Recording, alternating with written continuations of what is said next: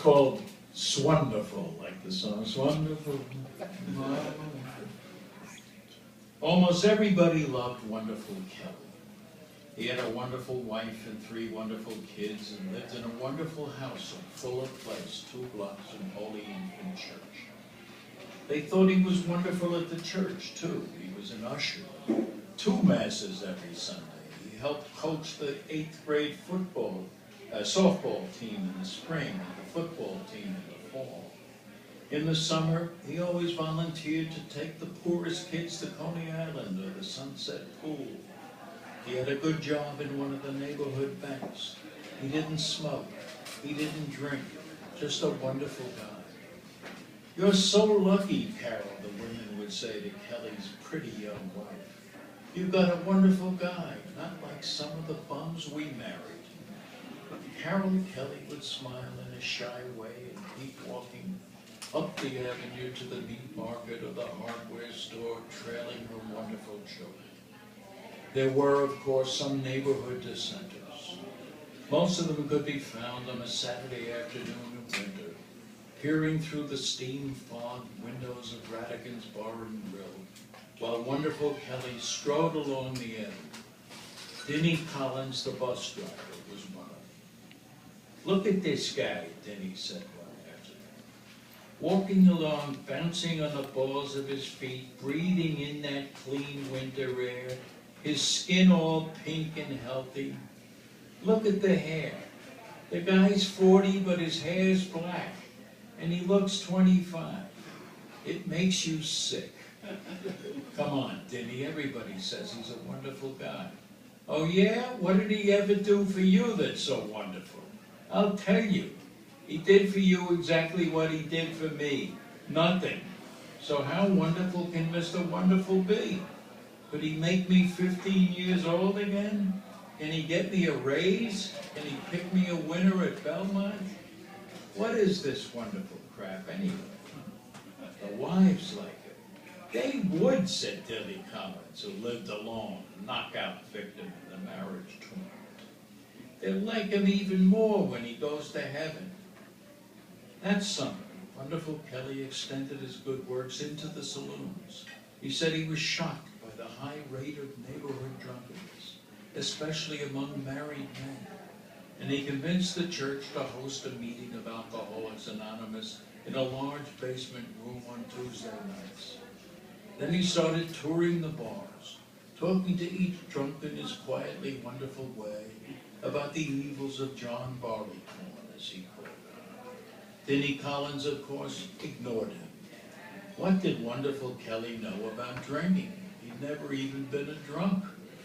But Wonderful did recruit some of the men, and when the existence of the AA meeting became known, a number of the wives issued ultimatums to their husbands. Join AA or sleep in the subway. After several weeks, a few former drunks could be seen nursing club sodas at the bars, even in Radigan's. They told stories about the meetings, how everybody got up to describe what alcohol had done to them, the wreckage it had caused, the chaos it had fueled. Coffee and tea and donuts were served, and priests were available for those who wanted to make general confessions. Kelly was, of course, delighted. I feel like $1 million, Charlie Dean said one night. I'll never touch this stuff again. The wife even talks to me now, first time in 3 years. Denny Collins scoffed. Wait till you hear what she's been saying. You'll want to get stewed another 3 years. A few of the converts did fall off the wagon, but many stayed dry. Kelly stuck in the neighborhood, rose even higher. The Monsignor of the church wrote a note to the neighbors, to the Archbishop, telling him how wonderful this fellow Kelly was. The Archbishop wrote the Bishop, and the Bishop wrote to the President of Kelly's bank. Within the month, Kelly had been named manager of the neighborhood branch.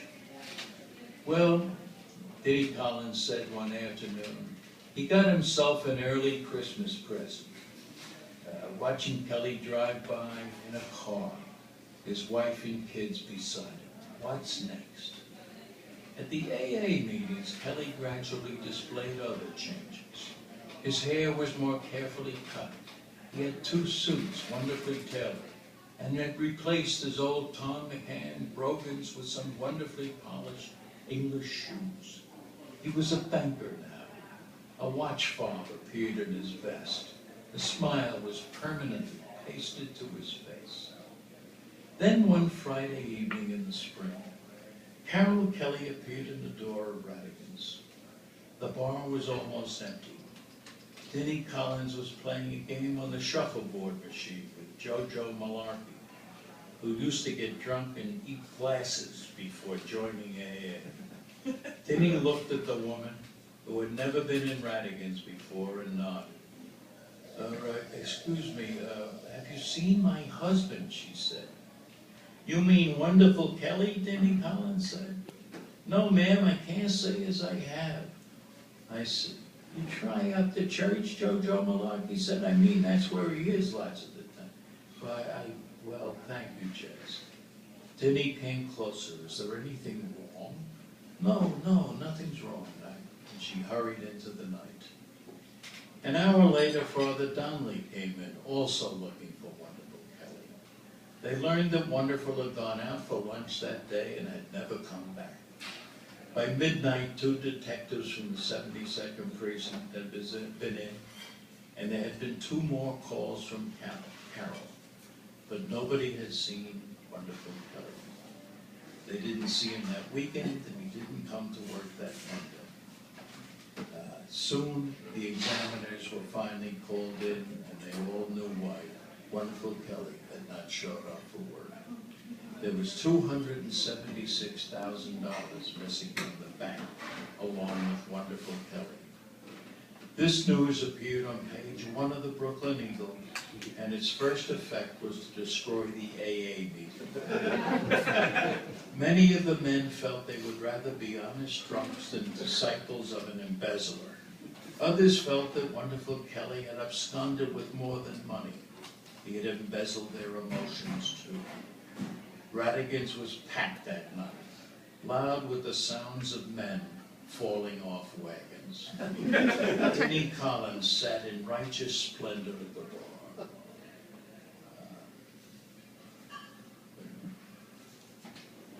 Hitler didn't drink, he said. Stalin didn't drink, and neither did Wonderful Kelly. You don't have to be a genius to see the moral of this story, do you? When the details emerged, so did the neighborhood's anger. Kelly had worked out a system of faking the paperwork on loans.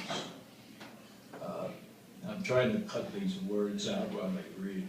People from the neighborhood would sit at his desk and sign for a $3,000 loan, and when they were gone, Kelly would change the paperwork and make it $5,000. The bank said it would not hold the customers to the phony figures, of course, but many people felt that Wonderful Kelly had used them for his own gain. There was no pity for him, and very little for his wife and children. After a week, the wife stopped coming to church. The children were teased terribly in school, and there was talk that they were all going to move, and there wasn't a word from Wonderful Kelly. He seemed to have vanished from the earth. Then one snowy Saturday afternoon the following February, Denny Collins walked into Radigan's with the Daily News. He held it up for all to see. Will you look at this, he said. And they all gazed at a picture of Wonderful Kelly on page 4. His hair longer, his hands cuffed in front of him, and a bosomy, handcuffed blonde beside him. The story was out of Tampa, Florida, under a headline that read, Exec Stripper Nabbed in Bank Theft. The men standing grimly behind Kelly were FBI agents. He ran off with a stripper, JoJo Malarkey said. He sure did, Denny Collins said. I think it's the most wonderful thing he ever did.